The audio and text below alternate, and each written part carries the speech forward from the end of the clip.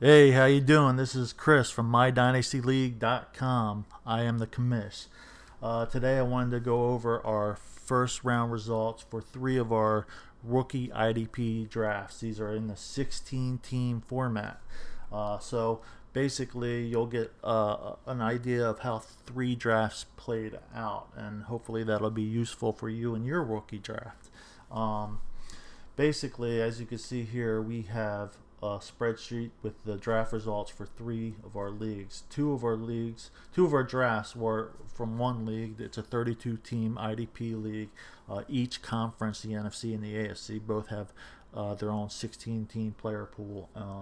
So that's two drafts. And then we have our 16 team IDP league, MDL 1. And that way we put the results of these three together, and let's take a quick look. Here on the spreadsheet, you also see these are our rookie salaries for draft position. So these are the average prices we pay. Maybe that is of interest to you. If not, it depends on your league, I suppose. Leonard Fournette went first overall. Is the first ranked guy. It's not a big surprise. Corey Davis is second. Personally, I have Corey Davis above Leonard Fournette. Number three, Christian McCaffrey. The McCaffrey hype has, wow. I mean, it's vaulted him to the third top player in this draft and other drafts I've seen too. I personally, I don't see him as running back one in fantasy. And we do credit return yards for our players. So he could score big, but overall, there's no way I would take him over Joe Mixon or Dalvin Cook. No way. But people like him. I do think he's a good player, but I think the hype has just shot him up the board, and hopefully he's not this year's Bishop Sankey, if you know what I'm saying. So we got Joe Mixon going 4, understandable. Dalvin Cook 5. I am surprised about how far Dalvin Cook has dropped in many people's eyes. To me, he's clearly the best running back fantasy-wise in this draft. I believe he's going to be a stud. We'll see though. We'll see how it plays out. See if I'm right or see if other people are right. Mike Williams went 6. Not a big surprise there. Second best wide receiver in the draft, maybe first, depending on your opinion. Alvin Kamara 7. Good people like his situation. I like him, but I'm not as high on him as other people. But at 7, okay, I understand that. OJ Howard at 8. Personally, I probably have OJ Howard 7, but tight ends take longer to establish themselves, so people are a little bit more conservative when it comes to drafting tight ends, which is understandable. John Ross 9. Yeah, I get that. He could be a Deshaun Jackson type player if he stays healthy. Solid wide receiver 2. Maybe. I definitely don't see him as a wide receiver 1. Evan Ingram. Yeah, he could come out balling, dude. He's gonna probably be used a lot in the passing game. I could see him having a better first year than OJ Howard. I don't think he has the long-term upside of OJ Howard though. Perrin, number 11. I see him becoming the starter of the Redskins down the road. So we'll see how that goes. I'm not going to go through all the rest of these players. I don't really care about them much.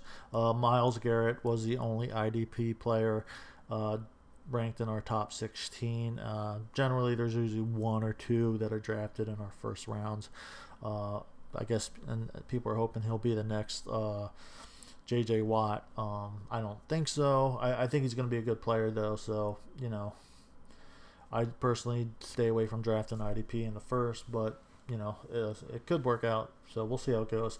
We're going to do a quick sort on each of these three drafts, just so you could kind of see how each one of those fell real quick. We'll start with the NFC's format, and we'll go to their pick, and you see Fournette was taken first, Christian McCaffrey second, Joe Mixon third, and Corey Davis fell 4. If I'm at 4 and I got Corey Davis, who I have ranked first overall, I'm one happy guy.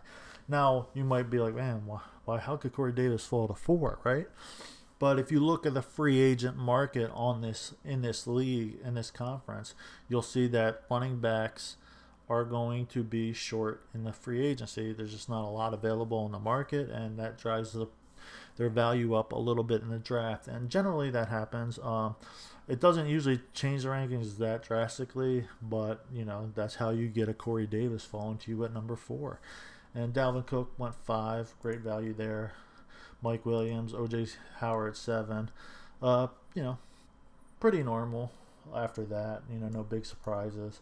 We'll go to the AFC sort. I am in the AFC conference, and our conference is a little bit different. As you'll see here, wide receiver is probably more of the premium in our conference. Corey Davis goes first. You see Mike Williams goes third. No big surprise there. People need receivers. I ended up picking a 7 in this draft. I was desperately trying to get up for Dalvin Cook, who went 6, but I couldn't trade up. He didn't fall, so I ended up taking the 7th guy on my board, O.J. Howard. It's risky taking tight ends, but he's such a great talent. I figured why not. I don't expect him to do anything this year, or at least fantasy wise, but you never know. But I mean, the thing is with tight ends is, it's hard to hit on them, but when you get an elite tight end, man, that just is such a big bonus for your fantasy team. And they're so hard to come by, and even when you come by them, they're hard to keep them healthy, it seems like. But anyways, I'm not going to go through every pick in this draft. I'll point out Myles Garrett went about 14. Same as every other. Okay, so we'll go to the MDL 1, which MDL 1 is just a 16-team IDP league.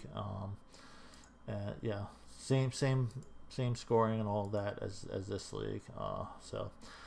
You see Corey Davis goes first, Leonard Fournette second, McCaffrey third. I ended up taking Dalvin Cook 4, who personally I believe is the best running back in this draft, fantasy wise.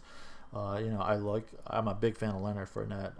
He might be a better actual NFL running back than Cook, maybe, but fantasy wise, I like Dalvin Cook. And basically, you could take a quick look through here. You see, Myles Garrett went very early in this draft, or 9. No way I would take an IDP player in the top 10.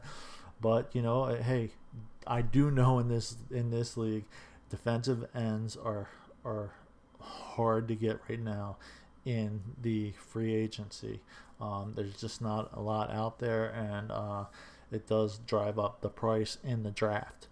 That's just kind of how it works in these leagues. The market sometimes does influence the rookie draft. It's just the way it is. People want to make sure they fill their needs, and can hardly blame them for that. But I do think overall it's better to go with your best talented player on the board, and then if they're evenly rated in your mind, then you take the position of need, generally speaking.